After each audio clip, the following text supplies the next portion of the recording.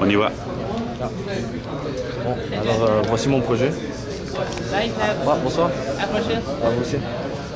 Ça c'est mon projet, je l'ai appelé le robot sans fil multifonctionnel.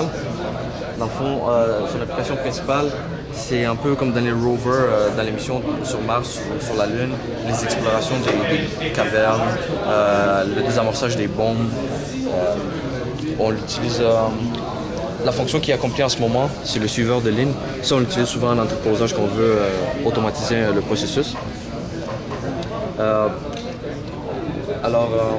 Lui, le procédé de fonctionnement qu'il utilise, c'est dans le fond 6 capteurs en avant du moteur. Il y en a 6.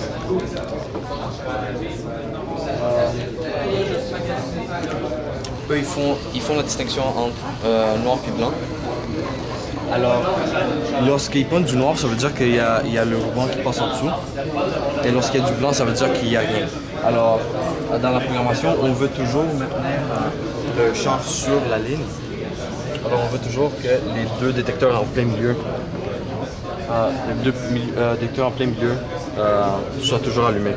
Mais s'il y a un détecteur qui est sur un côté ou de l'autre, le microprocesseur, il va le prendre comme un état 0 ou 1, état logique 0 ou 1, et il va dire au moteur de tourner à gauche ou à droite. Fait que ça, c'est la fonction du suiveur de ligne. Je peux aussi le faire avec des flèches. N'importe quand pendant le suiveur de ligne, je peux juste intervenir avec mon clavier. Il communique par Bluetooth avec mon ordinateur. Ça veut dire que c'est pas obligatoire qu'il respecte les lignes noires? Ouais, là, je le contrôle avec mes flèches. Donc à ce moment-ci, il va oublier complètement les lignes noires? Exact. Ok. Il va suivre les lignes noires jusqu'à ce que je lui dise de les suivre. Là, il communique en Bluetooth. J'ai choisi le Bluetooth parce que c'est vraiment nouveau. Il n'y a pas vraiment de projet qui utilise le Bluetooth pour communiquer sans fil, dans le fond. Fait que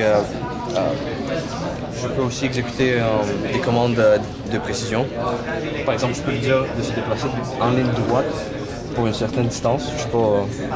Donne-moi une distance. 3 mètres. Qui se maintient dans l'encadrement. Ok.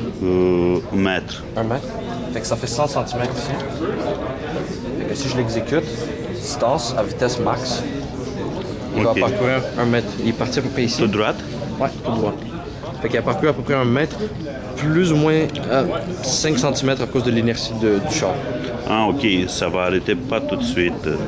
Ben, ouais, lui, il compte 100 cm. Ouais. Là, il arrête. Ah, l'énergie, ça va le faire de continuer un petit peu. C'est ça. Une couple de centimètres.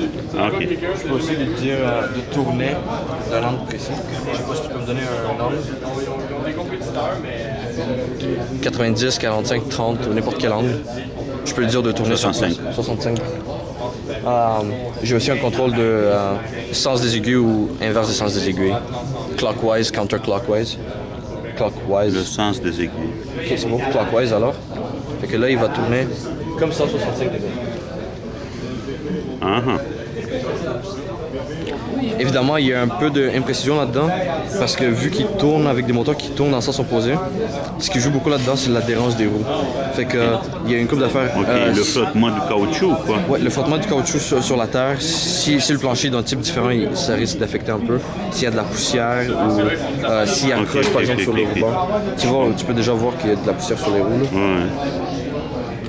Donc ça va l'affecter un petit peu. Un tout petit peu, oui. C'est pas de la science exacte. Mais à peu près, il va tourner 90 degrés si je le fais dessus.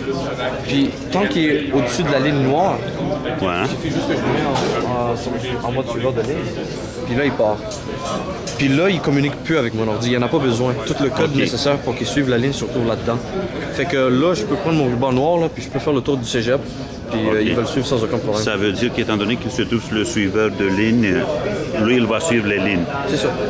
C'est ça, c'est sa commande, n'est-ce pas? Ouais, en ce moment, il est en mode suiveur de ligne. Puis je peux le prendre.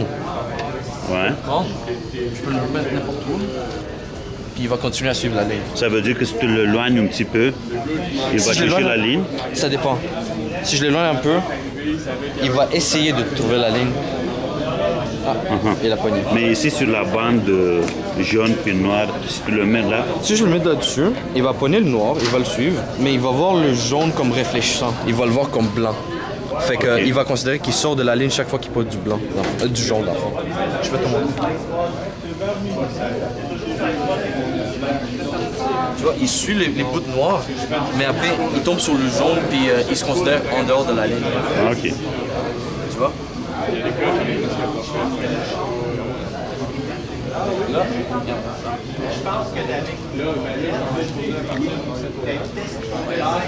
Autre chose.